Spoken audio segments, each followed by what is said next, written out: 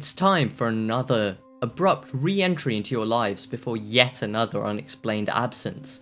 This time, I'm going to be talking about statements in games. I recently had the privilege of playing Spec Ops: The Line. I really enjoyed it, actually.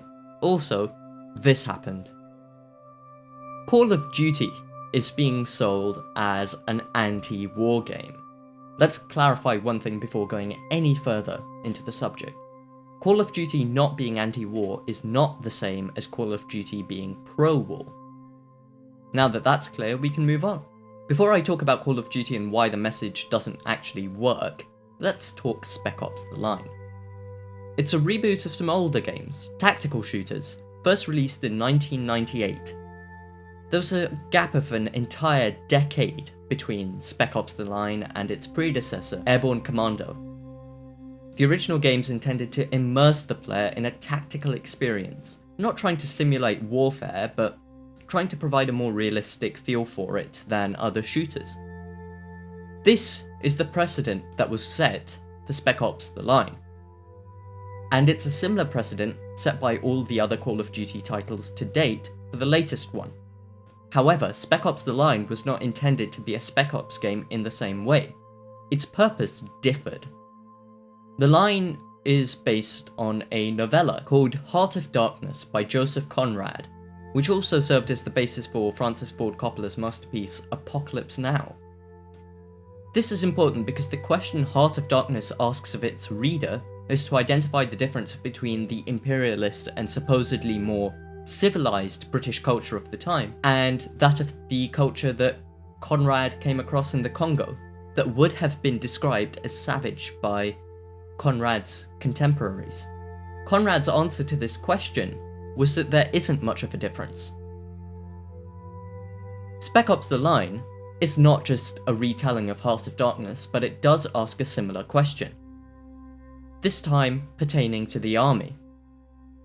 The player thinks that they're doing the right thing throughout, fighting to end a brutal military regime, only to realise that they have become what they chose to fight. The message is built into the story itself, and because it hits the player at the very end, just like it hits Walker at the very end, you empathise more with him.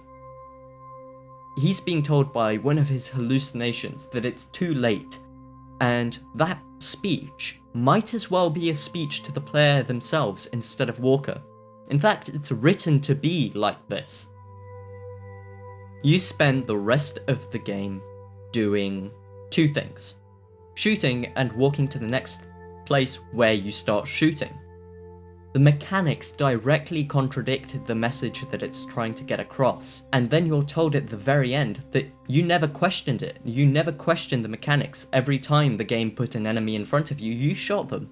Not only does the game call out Walker for doing this, it calls you, the player, out. The message of the game is linked to the story and the mechanics, because it addresses the flaws of the mechanics, and it addresses the mentality of the player. It's self-referential, and it has to be. Any anti-war shooter game has to understand that it's working in a medium that inherently encourages killing people. To get points, to get achievements, to progress in the game, you have to do it. And Spec Ops: The Line criticises that so eloquently by making the player the problem and then pointing it out. The whole game is part of the message. And yes, it is that way around. The message isn't part of the game. Everything about the game supports the message. And I think this is really evident in a very simple thing. I think it's one of the best design choices made in Spec Ops: The Line. The main menu, your very introduction to the game, the thing you see every time you turn the game on, shows its criticism of nationalism and war. It's got an upside-down American flag, a distorted version of the Star-Spangled Banner playing, and a sniper presumably also American. Let's call him Joe. And as you progress through the game, the title screen changes, reflecting the change in Dubai, and more importantly, the change in you and Walker. As Walker's story becomes more and more twisted, he strays further from his principles, and the flag starts tearing apart, the music becomes more distorted, and Joe gets closer and closer to the ground. until eventually the anthem is incoherent. The flag has almost collapsed and Joe is dead, and the crows are eating out of his eyes. A little thing I noticed is that in the final iteration that the main menu goes through, the flag is actually the right way up, almost as if it's saying, here, look, your nationalism succeeded and here is what's left. Walker's little execution scenes actually get more and more brutal over the course of the game, and it's the subtleties like that that are evident in every cog that are part of the machine that is the game. Those really drive the point home. Spec Ops: The Line was created with the idea of a message for the player. The mechanics support its message, the sound design supports its message, the writing supports its message. The other thing is that it wasn't marketed as the deep didactic game that it is, it was marketed as your generic kill stuff shooter. Attracted the audience that it wanted. It looked to change the opinions of the people who would normally play shooters like that, and it did a great job of it.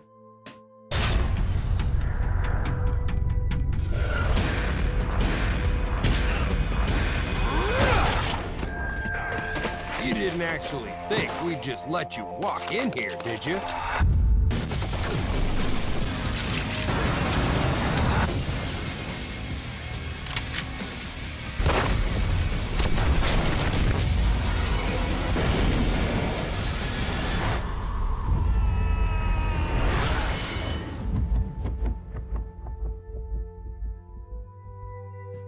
OJ Borg said about the new Call of Duty that there's almost more empathy when you're fighting through an interactive character.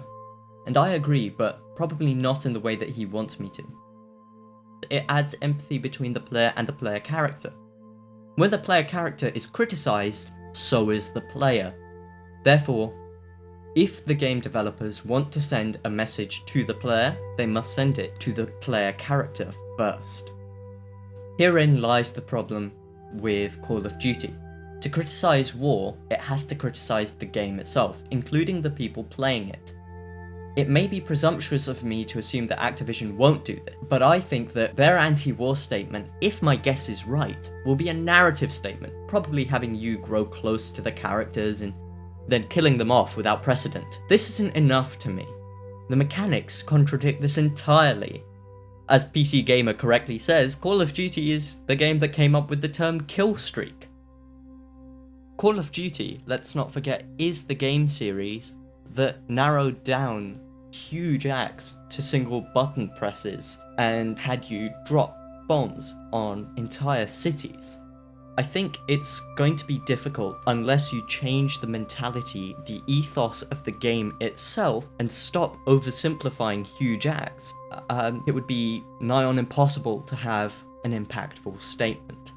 Having the player take part in the war itself without specifically addressing that this is wrong of the game to ask of you, but even worse for you to answer, will circumvent really changing what the player thinks and will have failed to make a substantial anti-war statement, which is what they kind of want to do. Adding a statement to a game isn't just a marketing decision. You can't just sell a game as anti-war. You have to make it anti-war. It's part of the design of the game. And unless Call of Duty has actually changed its design and incorporated it into the game itself, and not just the story, which indubitably is a huge part of the game, I just don't think it'll be something that truly challenges what the player thinks. If they do, against all odds, I will be hugely impressed, and will look forward to seeing more games being used as a tool for change, as I believe that they can be incredibly powerful when used as this. I think it's especially important because it's quite relevant. The issues raised in games like Spec Ops are relevant to us everywhere, and I think that it could become even more widespread that every issue, like in a book or a film, could be tackled through an interactive, engaging medium. I suppose we'll just have to wait and see.